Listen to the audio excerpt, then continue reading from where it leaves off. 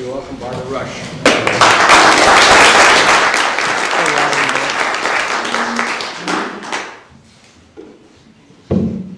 Well, good morning, and thank you very much for listening to me today, and thank you to Hometown Helena for inviting me.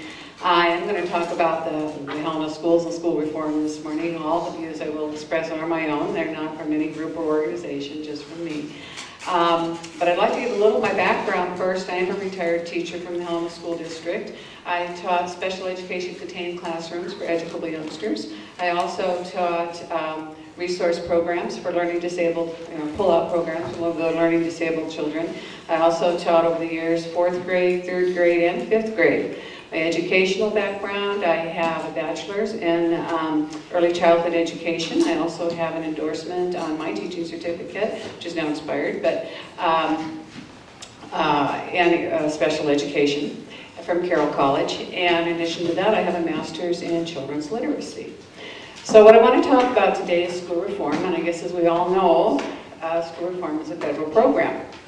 School reform started, we got our National Department of Education in 1979, and of course, and then in 1981, a commission was studied, or a commission was put out to study the education in the United States, and actually, probably no big surprise, said that we were a nation at risk. I don't think Helena was ever at risk, but anyway, we were a nation at risk. So then, in the early 90s,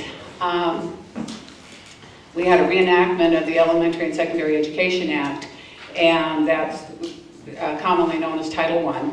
And Bill Clinton was president, and we just put gobs and gobs of money and lots of programs, excuse me, and lots of programs into education, lots of social things. And that continued under George Bush. He added some testing, some accountability to that, added a lot more money to it, and that was called No Child Left Behind. And then we continued, today we continue under Barack Obama. So I wanted to look at what we've done in Helena actually in the last 16 years since we started our school reform. So I'm sorry I don't have enough handouts for everybody. I hope you can look on. Our budget, if you look at that, in 1993 was about $30 million, and in 2008 it was about $58 million.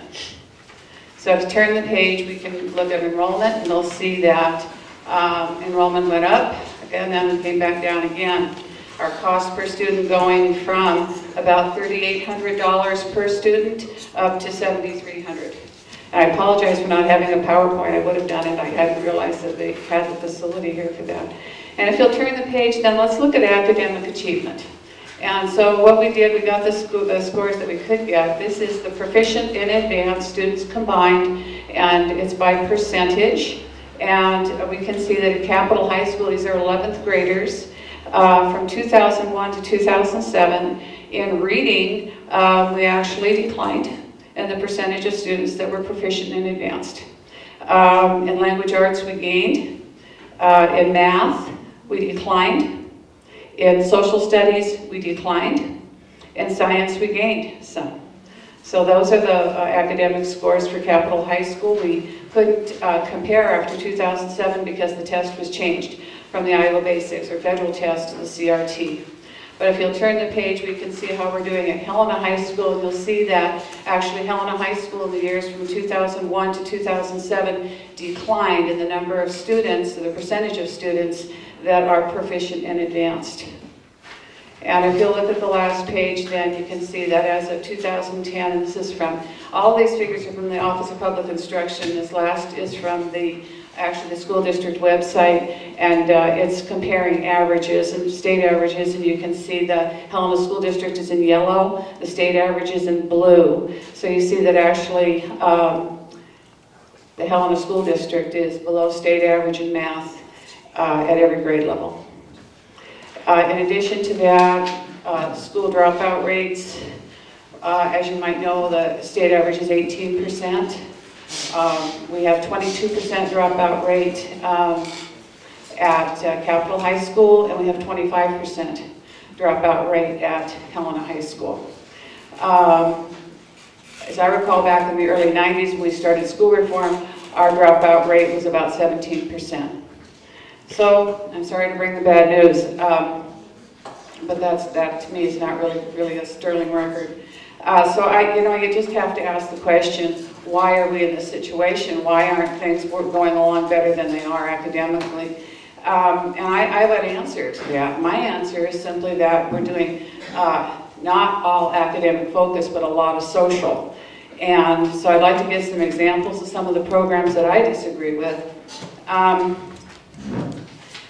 At one school board meeting that I was at, the Academies program was introduced, and that's at Helena High School this year was introduced. And in the Academies program, as it was explained, 30 students will have the same teachers. So in 4 core areas, in math, English, world cultures, and earth science, they'll have the same teachers. And as it was explained by the principal, this is so that there will be no tracking. So you take your honor students and your struggling students and everybody in between, and they'll all be mixed together in the same class. And then it was suggested that to accommodate these various academic levels, that what we would do is project learning. And so my view of project learning is that it isn't the most competitive, challenging way to prepare our students for college. I think that, and it's not the best environment for our struggling students either. Having taught learning disabled students, I still do that sometimes today in tutoring. I think that, it's my approach, is to have a learning disabled student really understand where their difficulty is so that they can make accommodations and overcome those difficulties. So in project learning, I think we waste some time there, and we often have the children that are the higher achievers sort of take the leadership there and do the work. So I don't think that's the best approach for struggling students. I don't think it's the best approach for our high achieving students. I don't think it's the best way to get the most competitive academic environment that we can. And so that's how I feel on that. And then another program is the Indian Education for All. And I actually think our district is misinterpreting it. So I got the bill. It's just a little more than 3 pages. It's a good bill. It talks about, native cultures, learning about native cultures in school, being sensitive to them, and I certainly agree with that. I read it real carefully, but I didn't see anything that said that we needed to teach Indian education in every subject. But that is how it's being interpreted in our district. So I did have an opportunity to talk to the lawyer who came from Missoula that's going over our board policies. And I asked her, I said, I'm not a lawyer, but I read this whole bill and I don't see anything in here that says we need to teach Indian education in every subject. And she said to me, absolutely not. We don't need to. She said it's appropriate to teach Indian education in American history, Montana history, social studies, those appropriate areas, but it doesn't need to be taught in every subject. So I'd like to give an example of a couple areas where we're teaching Indian education. Well, I have in English and in reading. The English classes have required reading in Indian education, and their book is by Alexi Sherman. I went to the book hearing, and I couldn't help but wonder how Alexi Sherman matches up to Steinbeck, Melville, Homer, some of our other classics. I'm wondering if this is the most competitive literature we can give students to really prepare them for the challenging college environment that they're going to be going into. But in any event, as the parents talked about this book, what I heard was that the book was so offensive, that the teacher had to say to the students that though they would read the whole book, there were parts they would not discuss in class. And I get a little emotional about that. It really breaks my heart, honestly, that a 15-year-old has to sit and read about masturbation in their English class. And that's what it was a young man looking at a book or magazine of movie stars and masturbating. I think children have a right to their innocence. I think they have a right to their modesty. I think they have a right to their privacy. And I think they get to grow up. I would hope the way I did. So maybe that's why I came today. I'm very sorry. In 4th grade reading, I also saw a presentation to Broadwater School. Once again, it was Indian education. They were doing an art project, the Raby Bear Claws. So I asked one of the students, because I really didn't understand how you teach reading through an art project, but she said, no, they had a book. So I said, well, that's great. Did you read the book? And she said, no, the teacher read it to us. Now, if you realize that academic day, teaching day is 5.5 hours, By the time you take all your recesses, lunch, and your specials like PE, music, and library, you have about 5.5 hours to teach 7 subjects.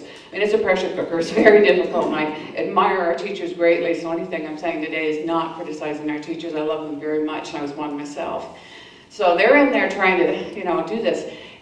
When you do an art project, your art project is going to take at least an hour, so that's one reading class. Then if you're going to read the book to the students, that's going to take several days. So, we try to have 1 hour a day for reading. That would be a whole week of reading class. 4th grade, you're still learning to read. There's lots of skills. You're going to predict outcomes, sequence of events, find the main idea, read for dialogue, read for dialect, expand vocabulary. There's lots to do, short amount of time to do it in, and I'm just thinking that we are dumbing down our curriculum when we try to add social programs.